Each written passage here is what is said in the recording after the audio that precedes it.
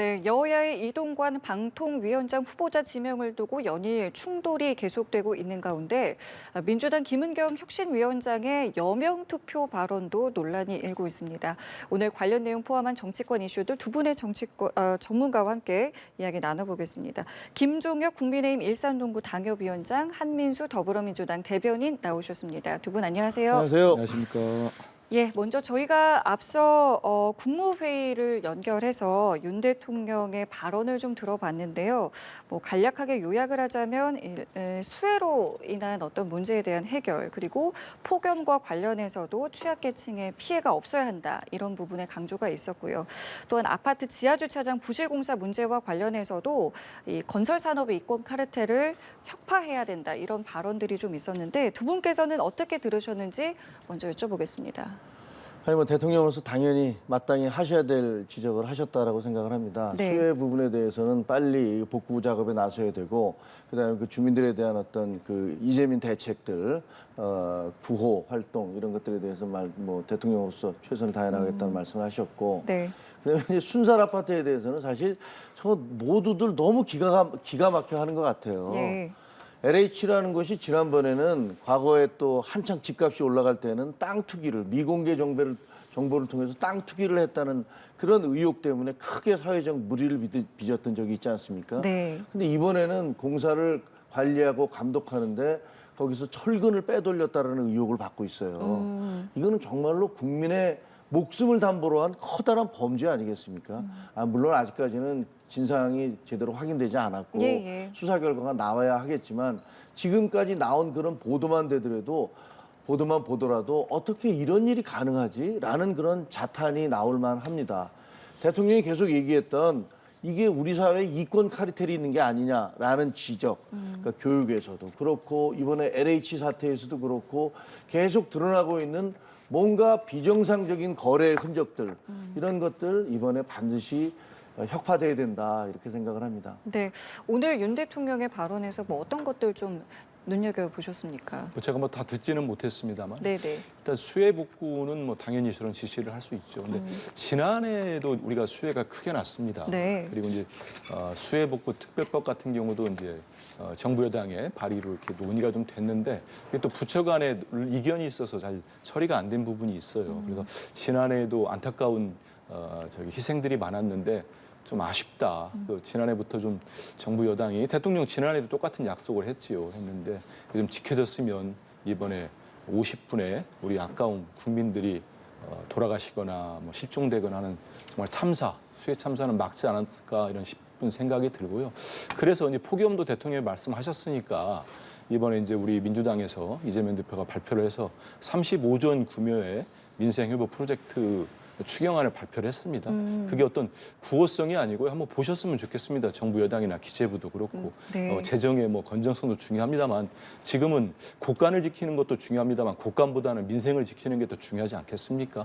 그러면 내용들을 보면은 이 수해 복구에 대한 지원, 재발 방지도 다 항목에 들어 있고요. 특히 우리 어려우신 분들, 정말 저소득층, 네. 그다음에 삶이 고단하신 분들이 이 폭염은 이미 예고가 많이 됐어요. 네. 지금 이번에 더 날이 갈수록 말복에 가까워지면 정말 극한 폭염이 온다는 지금 보도까지 되고 있는데, 그거에 대한 지원금 이런 게 다 들어있거든요. 네. 그러니까 지금이라도 좀 논의가 됐으면 좋겠다는 생각하고, 저는 이 철근 부분은 우리나라 대한민국에서 아직도 이런 일이 벌어지고 있구나. 빼먹을 게 없어서 철근을 또 누락을 했다는 건데, 그래서 어제 바로 우리 당에서도 공식 입장을 냈습니다. 예. 우선 무엇보다도 우리 국민들의 불안감을 해소할 수 있는 안전 대책이 먼저 만들어져야 될 것 같아요.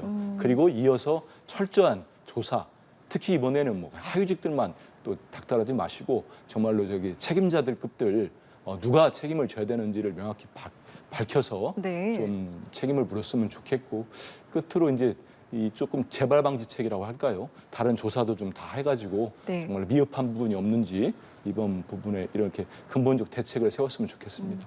예, 알겠습니다. 자, 그리고 이동관 방송통신위원장 후보자를 둘러싼 이 여야의 대치는 좀 갈수록 격화하고 있는 모습인데요. 일단 야당에서는 계속 이야기하고 있는 게 인사 참사다, 철회를 해야 한다라고 주장을 하고 있습니다. 야당의 주장에 대해서 좀 어떻게 보고 계세요? 그 인사 참사라는 주장이 그러니까 일단은 학폭과 관련된 것이 아니냐 이게 이제 처음 시작된 거 아닙니까? 그런데 지금 학폭과 관련해서는 그 당사자가 나는 그 친구하고 이미 화해를 맺고 잘 지내고 있다. 그리고 그 당시에 그 친구가 전학 간다고 할 때도 다른 우리 학생들이라든가 당사자들이나 선생님들이 말렸었다라는 얘기까지 나와 있잖아요. 네. 그런데 그러다 보니까 그 부분은 이제 한참 공격을 하다가 이제 가라앉았어요. 그러니까 이제 청문회 때 또 나오겠죠. 그러니까 거기서 이제 더 논의가 되겠지만 두 번째가 이제 방송 장악을 시도하려는 이 사람이 전문가 아니냐 이런 얘기를 하시고 계세요. 근데 그거는 좀 구체적인 증거를 내주셨으면 좋겠어요. 그중에 증거를 내센 것 중에 하나가 이제 국정원 당시에 문건이 있었다라고 얘기를 하고 있잖아요. 네. 근데 그것이 구체적으로 어떻게 실행이 된 건지 그것을 발주한 것이 그때 당시에 이동관 그때 그 홍보수석이었는지 이런 부분들에 대한 어떤 구체적인 얘기가 나와야 될 것이다라고 생각을 합니다. 그리고 저는 지금 이제 언론 탄압을 하기 위해서 왔다. 네. 이렇게 얘기를 하는 거는 말씀을 하시는데 좀 웃긴 게요. 2017년 8월 달에 민주당 정부 당시에 그때 민주당 연찬회에서 무슨 얘기가 나왔냐면요. 그때 문건이 돌았어요. 그래서 언론에 그때 다 보도됐었죠. 자, 지금 언론사들의 적폐청산에 가열차게 나서자. 두 번째, 이걸 하기 위해서 내부 인력과 시민단체, 외부 단체들을 동원해서 KBS하고 MBC 사장을 쫓아내야 된다. 3. 이것을 위해서 방통위가 역할을 해야 된다. 이게 민주당 연찬회에서 돌았던 그런 문건이에요. 그리고 그 이후에 그대로 실행됐지 않습니까? KBS 고대영 사장 쫓아냈죠. MBC 김장겸 사장 쫓아냈죠. 그리고 그 홍위병 같은 행동들을 통해서 다 쫓아내고 그다음에 장악을 했어요. 아니 언론 장악이라는 얘기는 그 원조가 제가 보기에는 민주당 정권 아닌지 그런 생각이 들고 또 하나는 방통위원장의 중립성 문제를 얘기하고 계세요. 네. 아니 지금 방통위에서 TV조선에 대한 그 재승인 그것을 점수를 조작을 해서 당사자들이 구속이 돼 있지 않습니까? 그리고 한상혁 방통위원장도 수사를 받고 있어요. 예. 방통위의 중립성을 민주당이 얘기할 수 있는 겁니까? 제 생각은 그런 두 가지 주장 자체가 다 말이 되지 않고 그다음에 현재 이동관 지금 내정자에 대해서는 청문회를 통해서 주장하신 것들을 객관적 사실관계로서 공격을 해주시길 바랍니다. 청문회를 뭐 하지 않을 수도 있다라는 보도가 있었는데 일단은 하기로 정리가 좀 된 것 같아요. 뭐 어떤 배경이었는지 또 앞으로 또 어떤 반론들을 좀 하실지 보이콧 궁금합니다. 같은 얘기가 좀 있었습니다만 그건 사실과 다르죠. 예. 우리 당의 입장이랄까요? 제가 봐도 지금 이동관 그 후보자에 대한 여러 의혹들은 비리 무슨 세트 같아요. 백화점 같은데 지금의 제기된 의혹만 가지고도 1년 내내 청문회를 해도 모자랄 판인 것 같습니다. 1년 12달 해도 모자랄 판인 것 같고 일단은 학폭 문제를 먼저 거론하셨으니까 피해자가 4명 있다고 합니다. 지금까지 알려진 게. 예. 그중에 1명이 무슨 뭐 본인 문제가 거론되지 않았으면 좋겠다고 하니까 그걸 가지고 지금 마치 다 끝난 것처럼 얘기하고 있습니다. 그러면 나머지 3분이 더 이상 참지 못하면 저는 이제 나오실 거라고 봅니다. 그 구체적인 진술서가 다 있고 하지 않습니까? 그래서 국회에서 인사청문회 때 그 국민의힘도 그렇게 떳떳하고 학폭이 그렇게 다 해결됐다고 한다면 네. 그 증인들과 피해자들, 그 교사들 다 증인 채택에 예. 합의하시기 바랍니다. 왜냐하면 옛날 많은 참사들이나 이태원 참사도 그렇고 신원을 드러내기 쉽지 않은 밝히기 원하지 않는 분이 있으면 가리고도 다 증언을 들을 수 있습니다. 그러니까 들었으면 좋겠고요. 예. 그리고 그 학폭 과정에서 이동관 후보자가 거짓말 너무 많이 했어요. 대표적인 게 뭐 선도위 결정으로 전학을 갔다고 하는데 선도위가 열리질 않았습니다. 그리고 한번 보십시오. 대한민국의 어떤 학폭의 가해자 아버지가 학원의 그 재단 이사장에게 전화를 해가지고 우리 아들 시험 본 다음에 전학시켜달라는 얘기를 할 수 있습니까? 여기 우리 3분 중에 할 수 있는 분 있습니까? 우리 국민 길을 가는 사람 붙잡고 물어보십시오. 저는 담임선생님, 우리 아이들 고등학교 담임선생님 이름도 몰랐어요. 그런 사람이 없어요. 그건 명백한 우월적 지위를 위한 갑질이다. 학부모로서 요즘 서유초 선생님 안타까운 사건도 있지 않습니까? 학부모의 악질성 민원일수 볼 수 있는 겁니다. 그러면 저는 그거 하나만으로도 자격 없습니다. 거기다 언론 장악, 그렇게 정당하면 지금 언론의 현업단체, 모든 현업단체들이 기자, 방송 기자, PD, 촬영 기자 모든 분들이 엔지니어 반대할 수 있겠습니까? 단 한 군데라도 환영해야죠. 이동관 적임자라고 생각한다면. 그리고 이분이 예. 홍보수석실이 찍혀 있는 국정원 문건이 재판 과정에 나왔습니다. 그리고 그때 재판을 주도하신 분이 당시 서울중앙지검장 검찰 측의 윤석열 검사였어요. 지검장. 그러면 대통령이 그 내용 알 겁니다. 몰랐다면 무능한 거죠. 알면서도 왜 시킬까?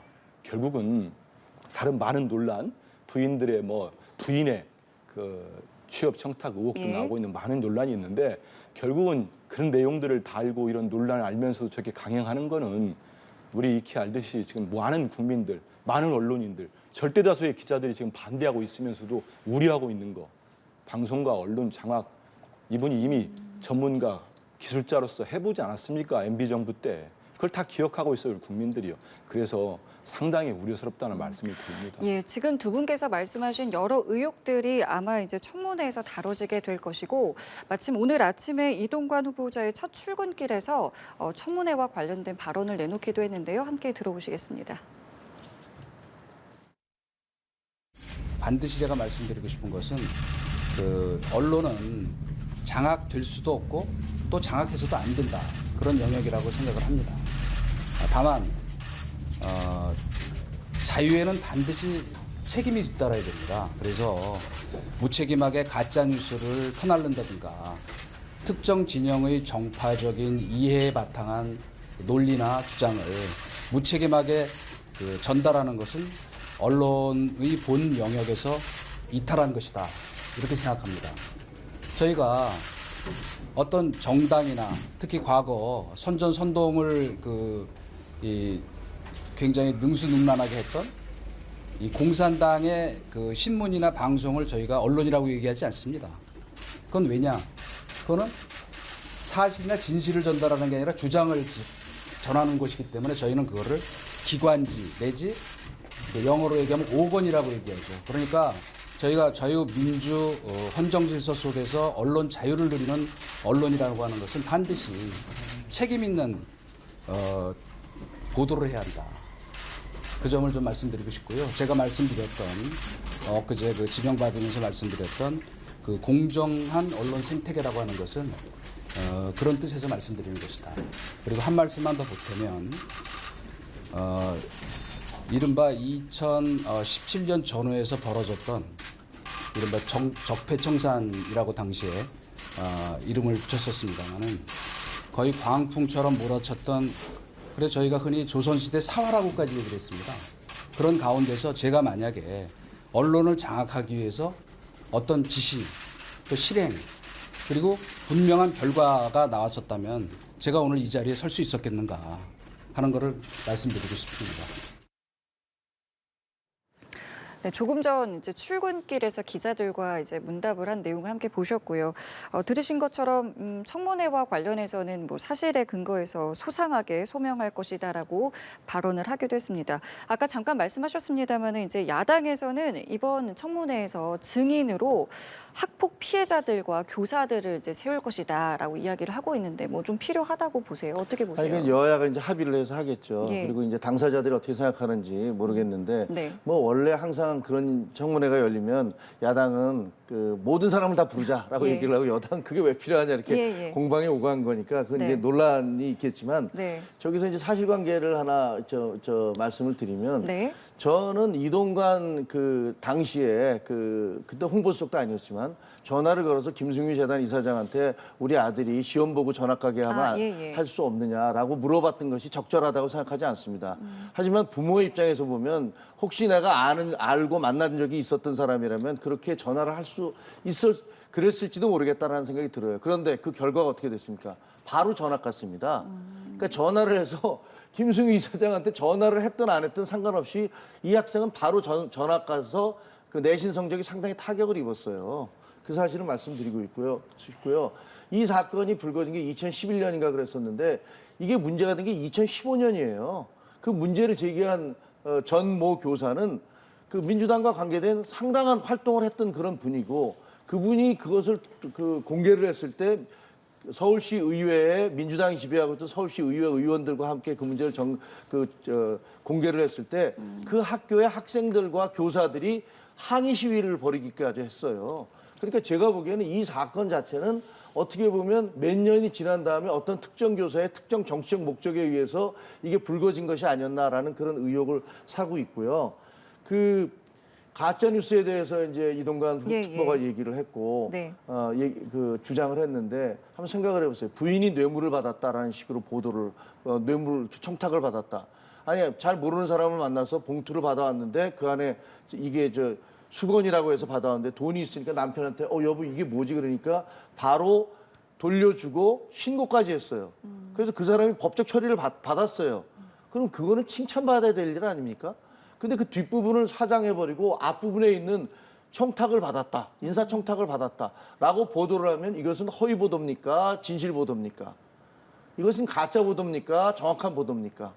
이런 것들이 한두 가지가 아니잖아요. 예를 들면 김의겸 대변인의 그 대통령이 무슨 청담동 술집에서 술을 마셨다라든가 예. 무슨 김건희 여사가 조명을 써서 촬영을 했다라든가 아니면 뭐 이번에 서희초와 관련해서 그 김어준 씨가 얘기했지만 국민의힘 삼선 의원의 손자가 뭐 관련이 돼 있다든가 이런 식의 얼토당토하는 그런 보도들을 계속하고 그런 것을 아무렇지도 않게 얘기를 한다면 이게 과연 언론 기준에 맞는 건지 이런 부분은 뭐 방통위 이동관 이런 걸 떠나서 언론 스스로가 심각하게 스스로를 반성하고 성찰해봐야 된다고 생각을 합니다.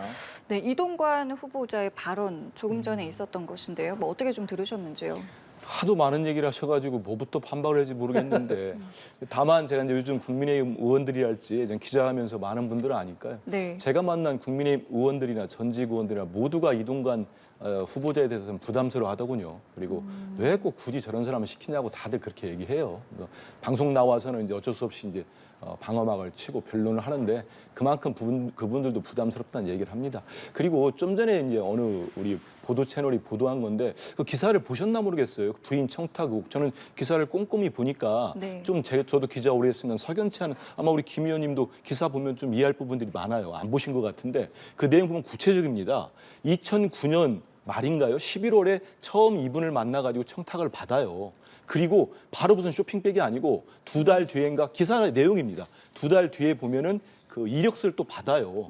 부인이. 네. 만약에 정말로 딱 청탁 나 거절하면은 이런 과정들이 없잖아요. 그리고 또 한 달 뒤에 무슨 뭐 쇼핑백에 갑니다. 그리고 이제 기자가 물어봅니다. 이동관 특보에게 지금 이제 후보자가 됐습니다만 그러면 신고했다고 하는데 구체적으로 어떻게 신고했습니까? 그거 밝힐 수 있는 거잖아요. 제가 민정수석실에 몇 월 며칠 날 누구에게 신고했습니다. 그러니까 그런 과정들을 밝히라는 건데 지금 그 언론사는 입장이 뭐가 되겠습니까? 저는 그리고 이제 이동관 특보의 지금 얘기를 들어보면은 야 정말 저분의 유세가 대단하구나.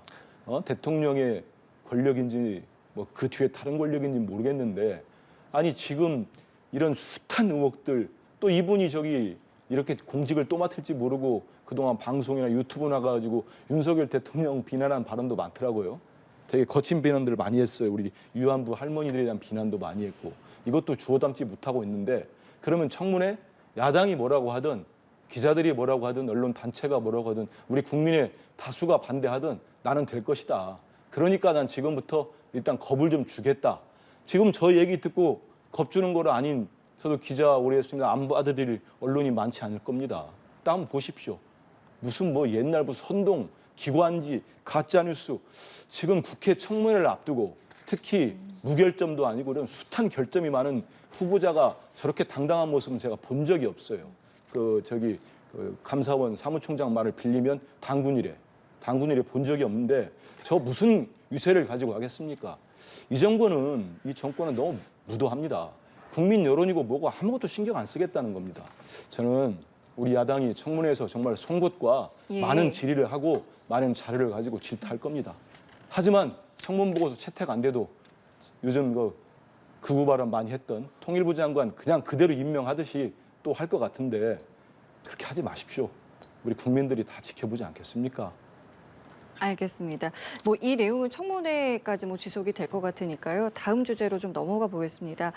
민주당 김은경 혁신위원장의 발언이 또 논란인데요. 이번에는 청년들과의 자담회 현장에서 여명 투표 발언으로 노인을 좀 폄하했다라는 이제 논란이 좀 불거졌는데 어떤 발언을 한 건지 먼저 듣고 대담 이어가겠습니다. 중학교 1학년인지 2학년 때 저한테 이런 질문을 했어요. 엄마, 왜 나이 드신 분들이 우리 미래를 막 결정해? 그게 참 맞는 말이에요. 우리들의 미래가 훨씬 더 긴데 왜 미래가 짧은 분들이 똑같이 1대1 표결을 하냐는 거죠. 되게 합리적이지만 민주주의 국가에서는 1인에게 1표를 주는 선거권이 있으니까 하늘 수가 없는 거라는 이야기를 했어요. 네, 발언에 대해서 두 분께서는 먼저 어떻게 좀 들으셨는지 먼저 듣겠습니다. 저요? 예. 좀 가슴이 아프죠, 뭐. 민주당의 혁신위원장이라는 분이 저런 생각을 하고 있구나라는 생각에 정말 가슴이 아픕니다. 그런데 저게 그냥 말실수가 아니거든요. 그 얘기를 보면 상당히 논리 구조를 갖추려고 자기가 주장을 해요. 그러면서 나온 거기 때문에 그냥 단순한 말실수로 볼 수 없는 저분의 의식 구조라고밖에 볼 수가 없는데, 자, 노인들은 미래가 짧은 분들이다. 그래, 미래가 짧을 수 있죠, 젊은 사람들보다는. 그 미래가 어떻게 짧아졌습니까? 지금 자기 자식들 열심히 키우고 미래 세대를 위해서 허리띠 졸라매면서 열심히 노력해서 지금 대한민국을 이렇게까지 만들어 놓은 분들이 그런 분들이 나이 드신 분들이에요. 그분들의 미래가 짧으니까 과거에 대해서는 모른 척해도 된다는 겁니까? 도저히 이해할 수 없는 그런 말씀이고, 그다음에 아니 미래가 짧다고 그렇게 말씀하시는데, 그러면 학력이 짧거나 외모가 짧거나 재산이 짧거나 그런 분들도 그러면 투표율 거기 비례해서 줄여야 됩니까? 이게 도대체 기본으로 민주주의에 대해서 어떻게 생각하시는 건지를 잘 모르겠어요. 저분 얘기대로 하자면 갓 태어난 아이들 혹은 뭐 처음에 투표하는 애들한테 더 많은 투표권을 줘야 되는 겁니까? 그리고 돈 많은 사람이나 뭐가 짧지 않은 사람들, 학력이 높은 사람이거나 아니면 외모가 출중한 사람이거나 외모가 긴 사람이거나 그런 사람들에게 더 투표권을 줘야 됩니까? 기본적으로 어떻게 저런 말씀을 하시면서, 그리고 또 하나요. 아니 중학생인지 뭐 아들이 얘기를 했으면, 아들이 중학생일 때 이야기를 한 거죠. 아들이 중학생 때면 그거 부모로서 야, 너 생각 잘못됐다, 그렇게 얘기하면 안 된다. 그분들은 지금의 우리나라를 만들어 오신 분들이다, 이렇게 얘기해야 되는 거 아닙니까? 그게 맞고 합리적인 생각이라고요. 저는 총체적으로 저분이 하신 말씀에 대해서 전혀 동의할 수가 없고, 그리고 그 다음에 무슨 그걸 왜곡하고 있다는데, 아니 들어보세요. 뭘 왜곡합니까? 참 답답할 따름입니다. 일단은 아들의 그러한 말에 한 명에게 한 표를 주는 것은 선거권이 있다라는 이야기를 당시에 했다고는 지금 전해지고는 있죠. 예. 본인 또 해명을 예, 혁신에 낸 걸로 알고 있습니다. 예. 하지만 지금 말씀 나온 것처럼 비판을 받을 만한 소지가 있다고 봅니다. 물론 이 자리가 2030 이제 청년 세대들 좌담하고 정치에 좀 더 관심을 가지고 투표권을 적극적으로 행사해야 된다, 이런 당부 말씀들이 많았던 걸로 제가 알고 있습니다. 전해진 얘기도 그렇고, 예. 또 김은경 혁신위원장이 지금 이게 저분이 선출직 공직자랄지 공직 생활을 금감원에선가요 좀 해봤습니다만은 교수 출신이다 보니까 본인이 지금 이제 민주당 혁신위원장으로서 어떤 말씀을 하실 때 이게 정치적으로 해석될 여지가 있다거나 이런 거에 대해서는 어떤 큰 자각이 없었던 것 같아요. 하지만 이제 이 중학교 본인 아들 얘기를 소개하면서 하다 보면은 본인이 여기에 동의하지 않고 1인 1표가 맞다는 얘기를 하셨지만, 그래도 또 논란의 여지가 있고 당장 국민의힘에서 이게 무슨 노인 폄하 발언 아니냐 공격을 하지 않습니까? 네. 이런 것들을 감안한다면은 제 생각에도 굳이 이런 표현을 할 필요가 있었느냐, 이런 생각을 하고 있습니다. 다만 물론 이게 민주당의 혁신위원장이 얘기를 했으니까 국민의힘에서는 그냥 얼씨구나 좋다고 받아가지고 공격을 하는 것 같은데, 혁신위에서 공식 해명도 했습니다만 이게 노인 폄하 발언으로 이어가지고 정치적 공세를 하기까지는 그건 좀 과도하다. 물론 김은경 위원장이 예를 들은 거에 대해서 적절성 여부는 지적할 수도 있습니다만, 이게 무슨 갈라치기를 해가지고 청년 세대는 이렇고 노인들은 이렇게 해서 투표하지 말라, 이런 거는 전혀 다른 문제다, 이렇게 판단을 하고 있습니다. 과도하다는 말씀을 해주셨는데 실제로 지금 과거에 이제 민주당에서 있었던 이 같은 조금 약간 노인을 좀 폄하하는 듯한 발언에 대해서 재조명되는 부분들이 좀 있고 그렇기 때문에 예. 이것이 좀 어떻게 매듭이 지어져야 되는가 이 부분에 대해서 좀 여쭤보고 싶거든요. 일단 어제 혁신위에서 이제 공식 입장을 내서 예. 해명을 했으니까 그 해명문을 보시면은 이게 뭐 김은경 위원장이 어떤 그런 취지로 또 특히 자리가 그렇기 때문에 청년들의 어떤 뭐 투표랄지 정치 참여 의식이랄지 이런 걸 강조하다가 나온 발언이 되고 본인이 그 중학교 아들 지금은 뭐 대학생인지 컸겠죠. 컸는데 그 당시 인식에 자기도 동의하지 않았다고 하니까 네. 저는 너무 과도한 논란이 안 됐으면 좋겠고요.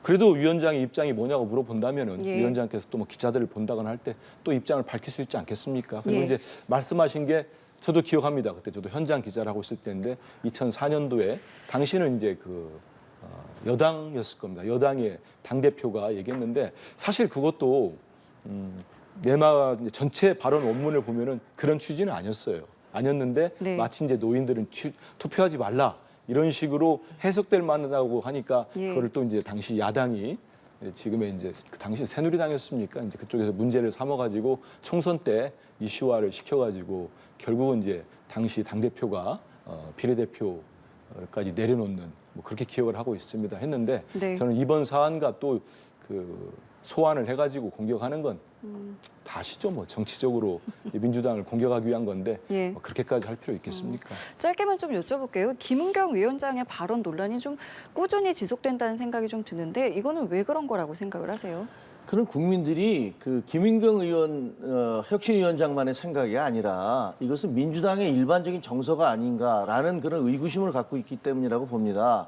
아까 말씀드린 대로 2004년에 정동영 의장께서 뭐 60대, 70대는 투표 안 해도 괜찮다 이런 얘기를 했고 또 유시민 전 의원 같은 경우는 50대 이상이 되면 뇌가 썩으니까 60대는 뭐 나오지 말라라든가 뭐 이런 식의 얘기들을 하시기도 했어요. 예. 이번에 김은경 혁신위원장 같은 경우는 왜 나이 든 분들이 미래를 결정하느냐는 아이들의 질문에 참 맞는 말이에요. 그러면서 왜 미래가 짧은 분들이 똑같이 1대1 표결을 하라는 거죠. 되게 합리적이죠. 이런 식의 얘기를 하는데 이게 무슨 말실수라고 얘기할 수 있겠습니까? 그건 쉽게 얘기하면 민주당에 계신 지도부가 됐든 민주당에 있는 분들이 나이 든 사람들은 우리한테 반대하는 투표를 하니까 저분들은 투표장에 나오지 말고 그리고 가능하면 좀 사라져줬으면 좋겠다라는 식의 그런 무의식에서든 의식에서든 그런 생각을 하고 있기 때문에 부지불식간에 저런 말들이 입으로 삐쳐나오는 게 아닌가라고 예. 생각을 하고 예. 국민들이 그런 걸 알기 때문에 분노하는 거죠. 알겠습니다. 자, 이 주제 좀 다뤄보겠습니다. 오송 지하차도 참사가 있기 전날에 충청북도에는 재난 대응 최고 단계가 발령이 됐었습니다. 근데 이때 당시에 김영환 충북지사는 이제 서울로 출장을 갔고요. 밤 11시가 이제 돼서야 도청으로 이제 다시 왔는데 지금 이것을 두고 조금 이제 문제 제기를 민주당에서 하고 있습니다. 구체적으로 좀 어떤 부분을 좀 문제 제기하고 계시는 건지요? 이번에 김영환 충북도지사 대통령은 지금까지도 가지 않으셨습니다만 사과도 유족들께 밝히지 않았습니다만 오송 지하차도에서 얼마나 많은 희생자가 났습니까? 그 책임자가 충북도지사입니다. 근데 충북도지사인데 처음에 왜 교세안으로 먼저 갔느냐 하니까 밝힌 게 있지 않습니까? 빨리 가봤자 뭐 할 수 있는 게 없다. 그런 말씀도 했고 나중에 가가지고는 본인은 한두 명 정도가 사망한 줄 알았다. 정말 국민들 볼 때 도저히 용납할 수 없는 발언을 했지요.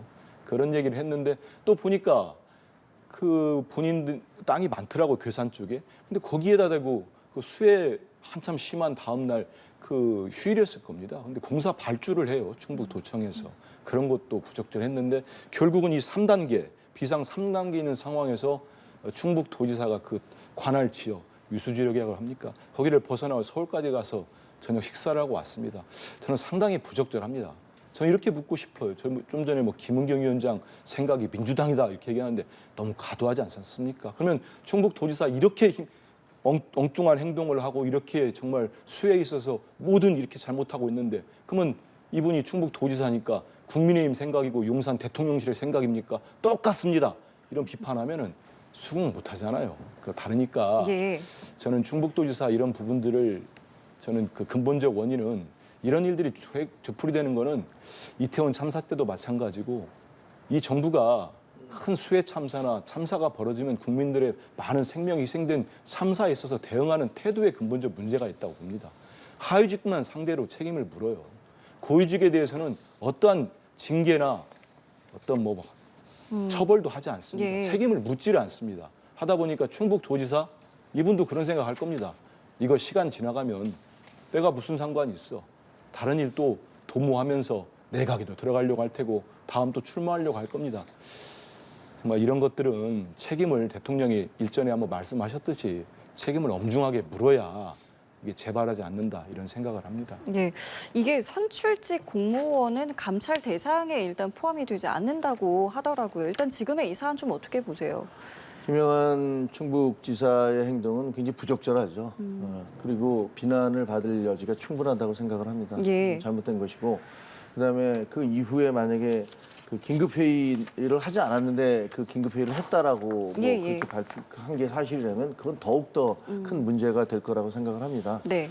공직자들의 처지는 뭐 한민수 대변인 얘기하신 대로 굉장히 조심을 해야 됩니다. 예, 이렇게 수재가 났을 때. 근데 그게 사실은 여야가 따로 있는 건 아니에요. 왜냐하면 야당 의원들도 수재 났는데 무슨 그 강기정 광주시장이 뭐 해외로 나가고 유럽을 가고 베트남을 민주당 의원들 베트남 가고 이런 것 때문에 얼마나 많이 비판을 받았습니까? 마찬가지로 저분들도 마찬가지. 이건 사실 여야의 문제가 아니거든요. 공직을 가진 사람들의 기본적인 자세의 문제인데 네. 거기에 있어서 굉장히 잘못됐다라고 생각을 하고요. 네. 문제는 처벌 근거가 없다는 거예요. 예, 예. 저게 선출직이지 않습니까? 네. 그러니까 당으로서는 윤리위원회 같은 걸 열어서 그 행동의 부적절성에 대해서 뭐 질책을 할 수는 있다고 생각을 합니다. 하지만 나머지 부분에 대해서는 어찌할 수가 없는데 네. 그러니까 이제 나머지 행복청장이라든가 뭐 청주시장, 네, 뭐 네. 부시장이라든가 뭐 이런 부시장이었나요? 하여튼 그런 식의 임명직들에 대해서 이제 그 책임을 물을 수 책임을 있죠. 묻는 그런 방식이 될 수밖에 없는 것 같습니다. 이 부분 그러면 어떻게 좀 생각을 하세요? 국민들 입장에서는 선출직 공무원은 그러면 아예 건드릴 수가 없다는 말이냐, 뭐 이렇게 생각이 들 수도 있겠거든요. 그래서 제가 좀 전에 말씀드린 것처럼 네. 저는 이제 현 정부에서 네. 윤석열 정부만 놓고 본다면 저는 이태원 참사에 대응하고 그 과정들이 우리 국민들에게 특히 이제 뭐 하위직 공무원이랄까요, 일선에서 애를 쓰는 공무원들한테 어떤 상당히 어떤 부정적이랄까요, 이런 시그널을 줬다고 봅니다.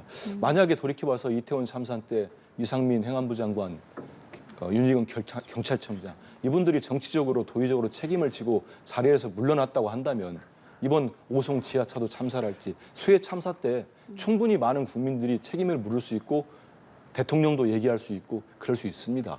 그 자리에 물러날 수도 있는 거죠. 저렇게 많은 국민들과 동떨어진 행동과 말과 처신을 한다면 책임을 물어야 되지 않겠습니까? 그런데 그렇지 않다 보니까 예. 모두가 빠져나가고 결국은 하위직 경찰들, 공무원, 구청 직원들, 시청 직원들 이분들만 책임을 지고 있습니다. 그래서 전 지금이라도 국정 기조가 바뀌지 않으면 정말 이런 식의 계속 지속된다면 국민들로부터 많은 비판과 지적을 받을 수밖에 없다 이런 생각을 합니다. 예. 아니 그거는요. 그 선출직 여부와는 동떨어진 얘기잖아요. 그러니까 그 무슨 뭐 이태원에서 징계를 안 했기 때문에 마치 그것이 오송 참사와 연관이 있는 것처럼 얘기하는 것은 너무 과도한 비약이신 거고, 그 선출직에 대해서 현실적으로 할 수 없는 게 사실입니다. 그러니까 그거는 국민들이 투표로서 질책을 해주시는 그런 방법밖에 있을 수 없어요. 그리고 이번에 행복청장이라든가 다른 고위직 공무원들에 대해서 문책하는 것은 너무나 당연합니다. 그게 무슨 하위직에 대해서 문제 삼고 있는 게 아니잖아요. 그리고 이태원 참사에 대해서도 용산구청장과 용산경찰서장의 이해할 수 없는 행동에 대해서 구속까지 됐지 않았었습니까? 그런 것들에 대해서 무슨 처벌이 없었다라고 주장하는 것도 사실관계와는 좀 다른 얘기다라고 말씀드리고 싶습니다. 예, 알겠습니다. 저희 오늘 두 분은 여기서 인사드리겠습니다. 지금까지 김종혁 국민의힘 일산동구 당협위원장, 한민수 더불어민주당 대변인과 함께했습니다. 두 분 고맙습니다. 고맙습니다. 예, 감사합니다.